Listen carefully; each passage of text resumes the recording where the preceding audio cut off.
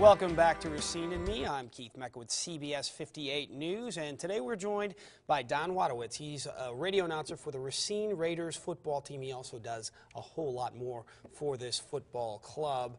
But that's kind of what a lot of people do in this very unique football. You've got players that basically play this for the love of the game. They can't do this full time, so they have to do other things to sustain the rest of their lives.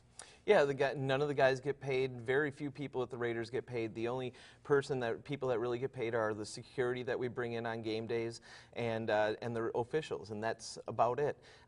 The players, they need to have full-time jobs to sustain themselves. It doesn't cost them anything to play in Racine, but we have a lot of like firefighters, teachers, social workers, just general blue-collar jobs a lot of guys have. So they're good citizens for the most part, and this gives them an activity that they can come out and continue their football career wherever it may have ended, high school, college, some professionals. Do you have anybody that's not played any organized football? I think everybody on the team has played organized football at some level, sure. High school, college, or pro. But we welcome people that think that they have the talent and skills that could help the team. We welcome them to come out and to try out when we announce our tryout dates. Just ask them to keep an eye out on the website. Mm-hmm.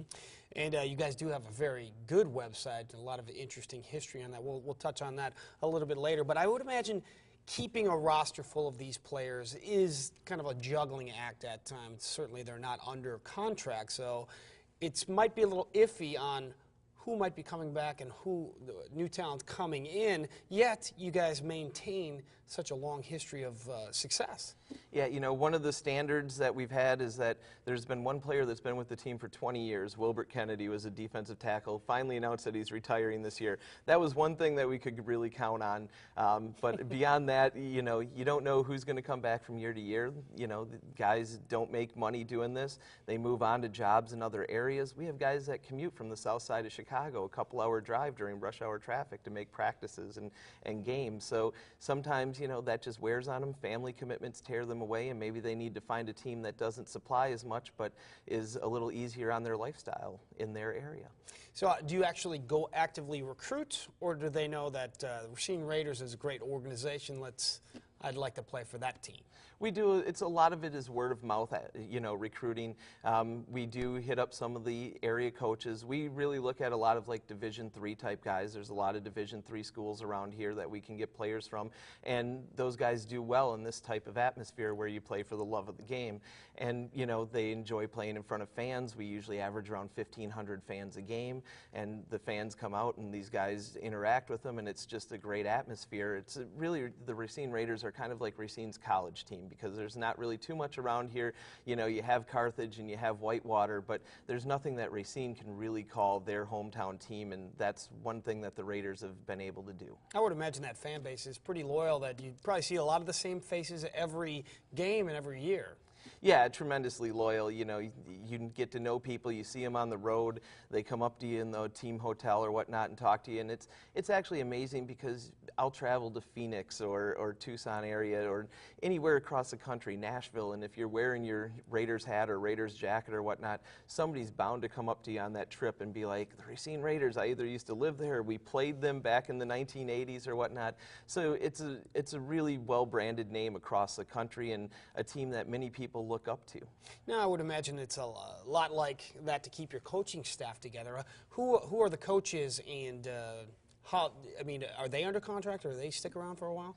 Yeah, normally, the coaches stick around, I'd say an average of around 4 or 5 years. Mm-hmm. Right now, John Mamro is the head coach. He was an offensive lineman with the team. He played football out at UW-Platteville. He was there during the glory years and such. And a lot of the coaches tend to come from our player ranks. Alex Powell was our first-year defensive coordinator. He was a very liked figure player among the fans, and he came back, and he's now the defensive coordinator.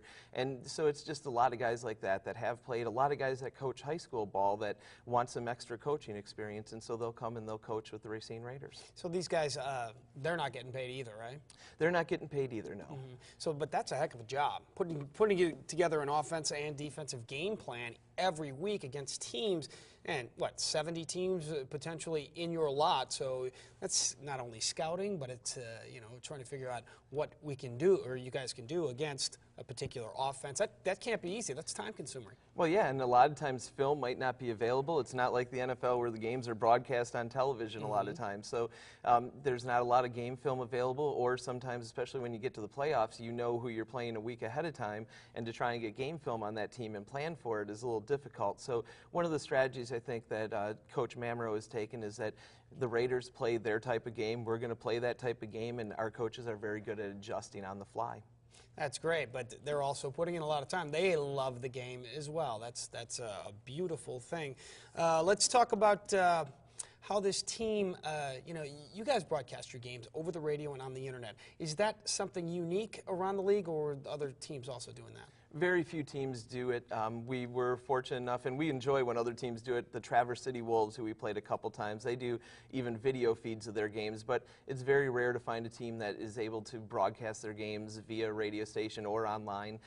You know, I think it'll become more acceptable, and it'll grow more as the internet grows and it becomes easier to broadcast games online. You'll see more teams doing that in the future, I believe. Is that a way to scout as well, I would imagine? You know, it probably is a way to scout. I haven't heard any teams say that they've listened to our broadcast too much and been able to, you know, scout us, but you get to know the names and hear the names and you know, just hearing the audio of it, I don't know how much that helps the coaches to see how the play is developing necessarily, though. So Miami, Florida is where the championship game of the league will be played in a couple of weeks, or November 14th. November 14th. Yeah. Now, what is it, a stadium they're going to be playing at Joe Robbie, or the old Joe Robbie Stadium where the Dolphins play? No, they're going to be playing at a college stadium. I believe it's Florida International University Stadium. Sure. Not 100% certain on that, but that's the type of stadium. We have played a few years ago. They had a couple-year agreement with Disney to play at the Wide World of Sports Stadium down there, and that was a really neat experience for the players and fans that were able to attend the game. Okay, Don. We'll be back with more with Don Wadewitz of the Racine Raiders in a minute. After the break, we're going to tell you about this unique history of Racine professional football, and it includes the NFL. You're going to want to stick around.